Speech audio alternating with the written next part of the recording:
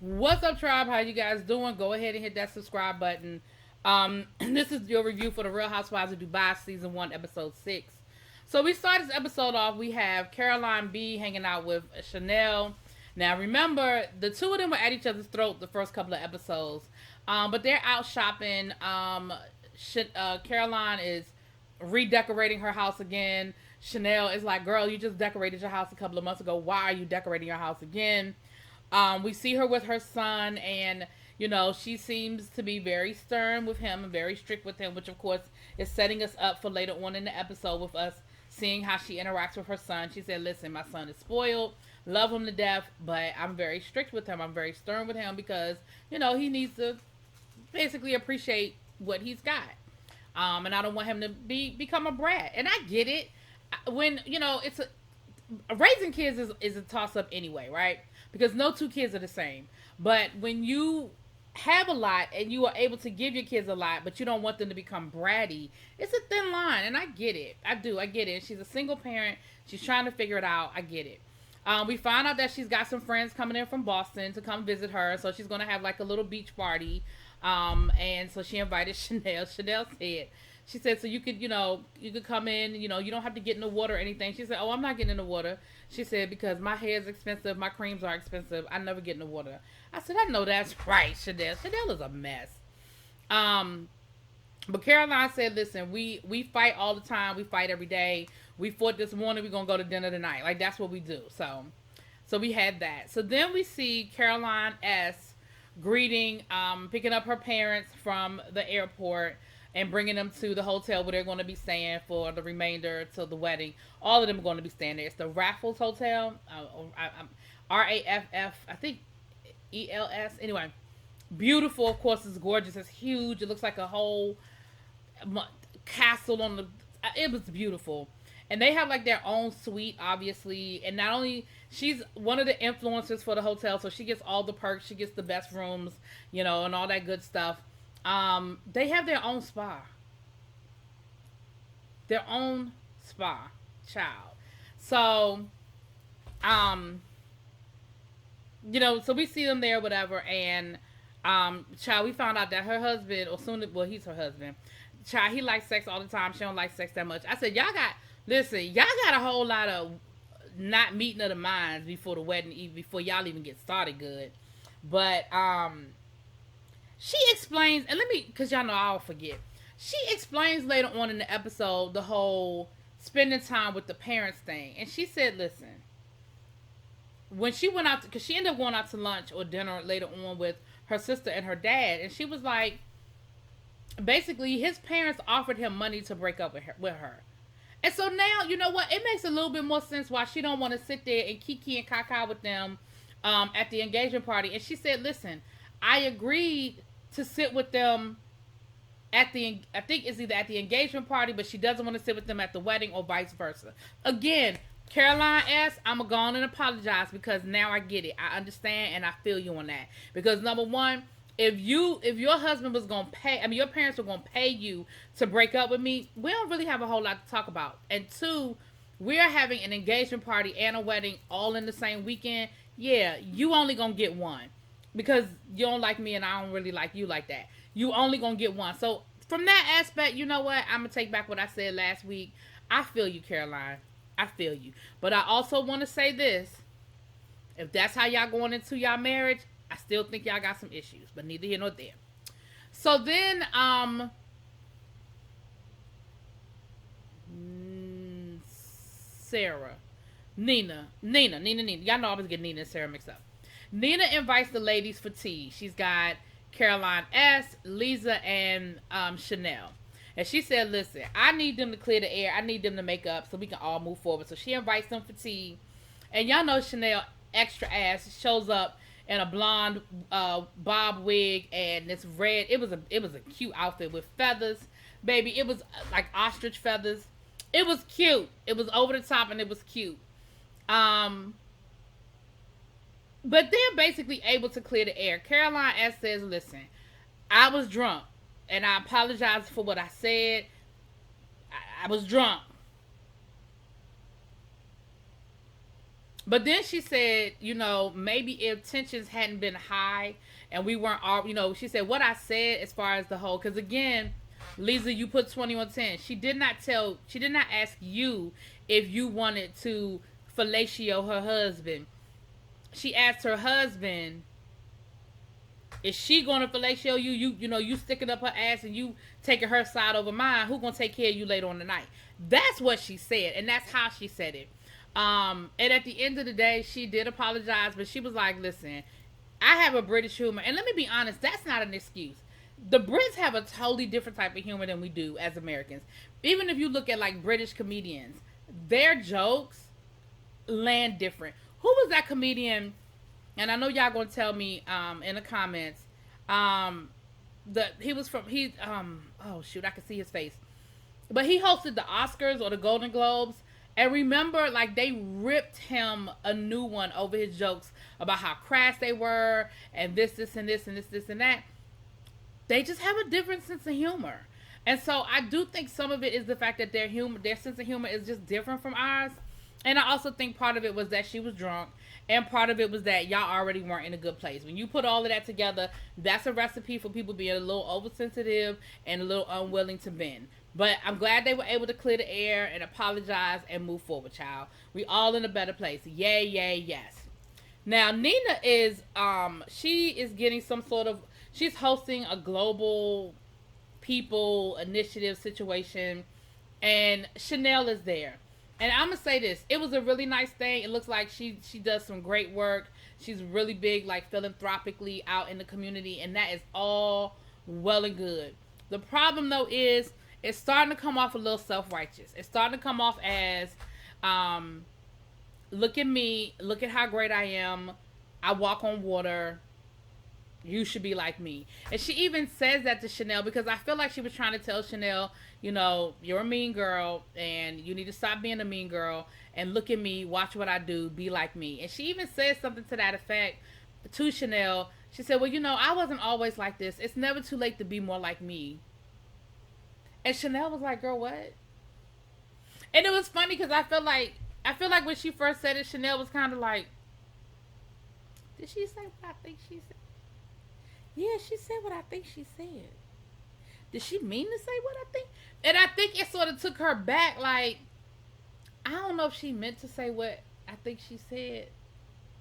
And she said something later on to Lisa about it. Like, she came off a little self-righteous. A little, I'm better than you type of thing. And again, I don't know if she meant it that way. Or if she was... Because Chanel can be a lot. And she can be a little extra. And she can be a little mean girl. So I feel like it was coming from that place. But it came off very self-righteous. I ain't even gonna lie. And I like you, Sarah, but girl, it came off a little extra.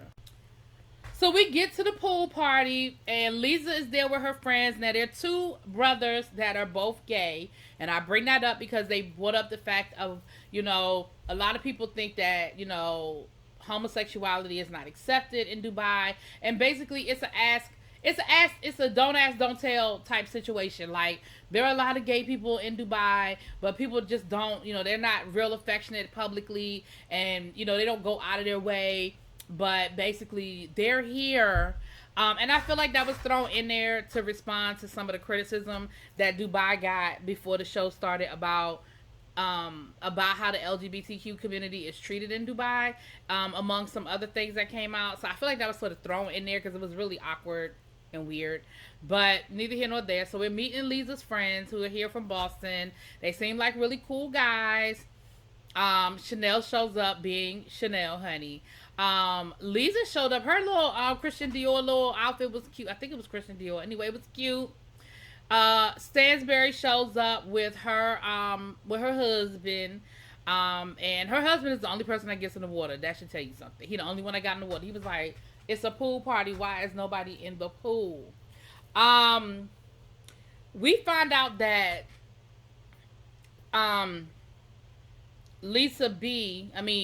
Caroline B. Brooks, her son got into boarding school and how she's excited about him going to boarding school. And Caroline Stansberry, she said something that I thought was accurate. People might not like it, but she wasn't wrong. She said, see, that's the thing about new money. when people get new money, they think they have to do what they feel like the people with the old money did, and stuff like boarding school. It seems like it's so erotic and it's so new, it's so riche. It's what the the upper echelon does. She said, but as someone who went to boarding school, it's not a great thing, and it makes people very angry. It makes them very feel like they were unloved and feel isolated. She said, I still struggle with the fact that my parents sent me to boarding school my whole life. And she said, but who am I to tell her how to raise her child? And she was being very careful in what she said to Caroline about, Caroline. She was very careful about what she said to Caroline. But I think she was trying to let her know, listen, that it's not what you think it is, and it may not be a good look.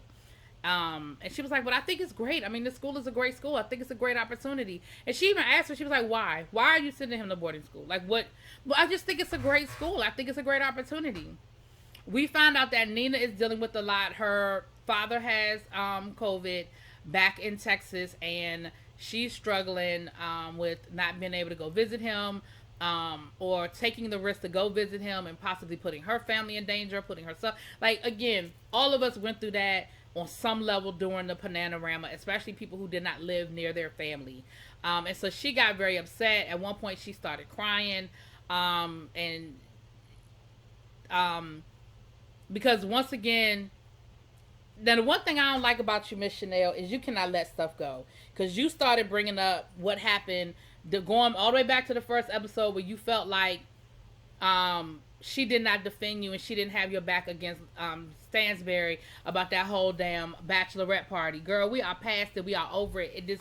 That was from the first 2 episodes, girl. You gotta let that thing go, honey. You gotta let it go. And so she got upset and was like, listen, I am dealing with A, B, C, D, and E. I cannot be worried about why you ain't get invited to a party that happened a whole month ago, 2 months ago. Like, girl, let it go. So then they were able to kind of move on. So, that was pretty much what happened at the beach party, child. So then we, like I said, we go to dinner with Stansberry, goes to dinner with her dad and her sister. I mean, we kind of went through that. She sort of talked about their relationship and how, she struggled. Her mom didn't come because her mom was tired from the trip. And again, just going back to just the awkward relationship that she has with her parents. They sort of gave us a flashback to when she was on, I think it was Ladies of London. And again, she talked about how his family really don't like her, like that or whatever. So then we have the dinner party. We have Caroline B with her friends, her son, and then Nina came over because Nina wasn't able to make it to the pool party. So Nina was the only one who hadn't met her friends. Now, I'm going to say this. This scene was very cringeworthy for me because the way she treated her son, I didn't like it. I didn't like the way she treated her son, and I didn't like the way she treated her housekeeper either, if you want to know the truth of the matter. Her son, she asked her son, do you want some chicken? She said, do you want me to slice you some chicken? And he said, yes.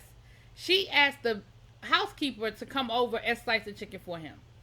Then as he was eating the chicken, he wasn't eating it right. So she's fussing at him about how she's eating the chicken. The boy is like 7 or 8 years old. Like, girl, it's not that serious. He's using a knife and a fork. I think you good. So then she's like, are you done eating? He said, yeah. She's like, okay, go ahead and go to bed. And she sends the housekeeper to go put him to bed. And Nina tells her, you should do that. Like, you should tuck him in. Go read him a story. Go tuck him in. Like, we're not going anywhere. And she was like, no, he's fine. He's okay. He's fine. And they proceeded to end up having a conversation about, because Nina was like, I really feel like you need to spend more time with your son. Like, you really, and they started kind of, I'm not going to say they were fussing, but they were kind of fussing at her about why she was so hard on him. And she was like, listen, I grew up, my mother was hard on me, I grew up, and he'll be all right. And Nina was like, right. And so why would you do to him what your mother did to you? And she was like, because I thought it was a good thing. Like, I think that helped me become the person that I am. Like, I wouldn't have been as successful as I was if my mother didn't instill certain things in me. Like, I don't think it's a bad thing. It's not a bad thing. So then her friends sort of jumped in, and she started snapping at her friends, and like, she really went off on them and cussed One of them, she just cussed him out altogether and was like, "You're not going to tell me what to do with my son. You don't effing know. Like, you know me. You know I didn't come from money. You know, blah, blah, blah, blah." And I mean, she is going off. It was really, that whole scene was cringeworthy because here's the thing. I 100% respect somebody not questioning your parenting. I get that. I 100% understand not wanting to be questioned about whether you're a good parent or a bad parent. But I don't feel like anything they said was, I think it was all said out of love and concern. And I don't think it was said in a rude manner. And she really was rude. Like, she went off. And it was really, really rude. And again, it was very cringeworthy to have to watch. But anyway, that was the episode. Let me know what you think. I'll talk to y'all later. Peace.